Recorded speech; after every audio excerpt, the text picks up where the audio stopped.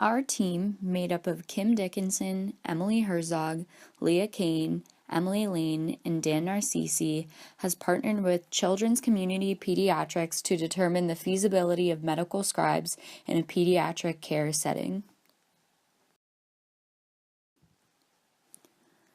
Our client, Children's Community Pediatrics, is a network of providers in southwestern Pennsylvania who provide a mix of primary and specialty services. The two practices we have worked with for this project are CCP Wolfson, a private practice located in Squirrel Hill, and General Academic Pediatrics, which is a research-based practice located in Oakland. Both fall under the umbrella of Children's Hospital of Pittsburgh of UPMC.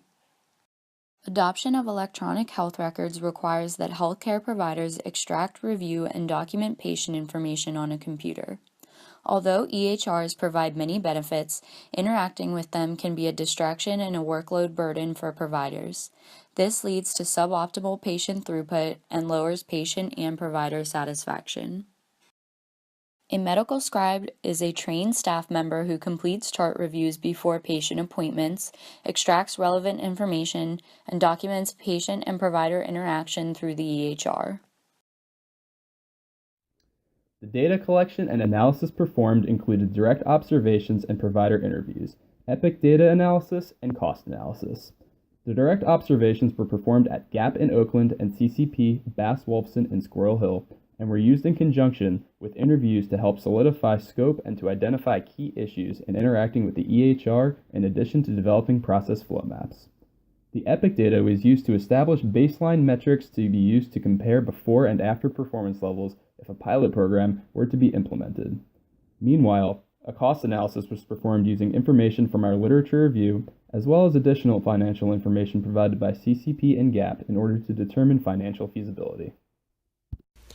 Based on interviews and observations, the team learned that a provider isn't always able to close out a chart on the day of the appointment. When a provider isn't able to complete a chart on the day of the appointment, they either have to complete the chart after they go home for the day, or at home or during clinic hours someday after the appointment.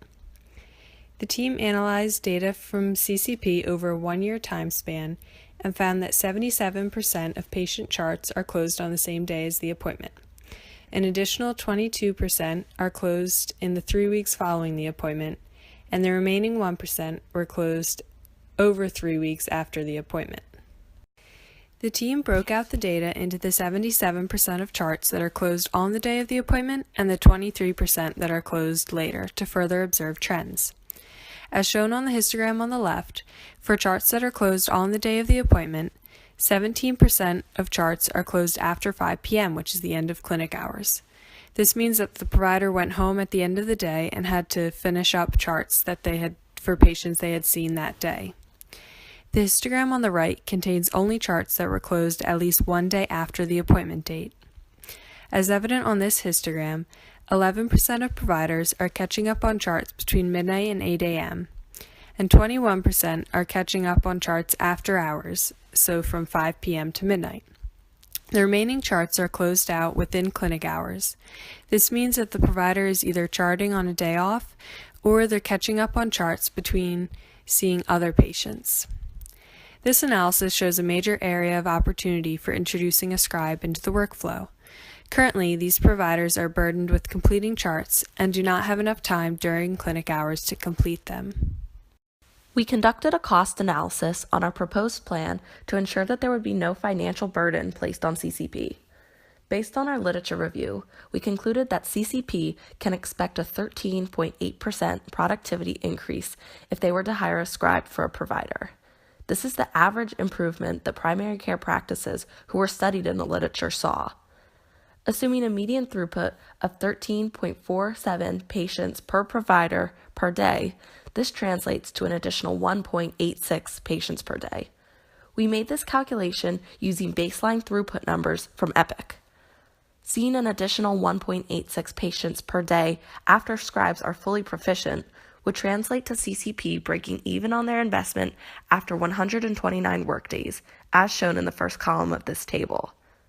Assuming no technology costs, CCP would need to see a 6.4% increase in throughput or an additional 0.87 patients per day to exactly offset the scribe's wage.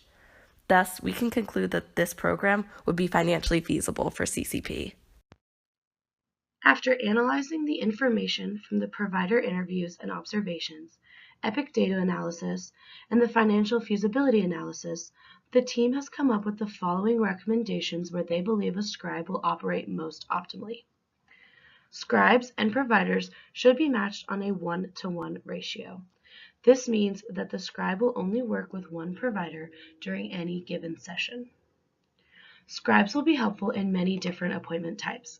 This includes sick and well visits, as well as infant and teen appointments. However, remember that a scribe can leave the room for any sensitive discussions between patient and providers. There are many different tasks a scribe will be able to assist with. These potential tasks include putting in orders, updating medication lists, annotating provider-patient interaction, and preparing any other documentation. The team suggests that the scribe use a laptop in order to easily integrate with EPIC.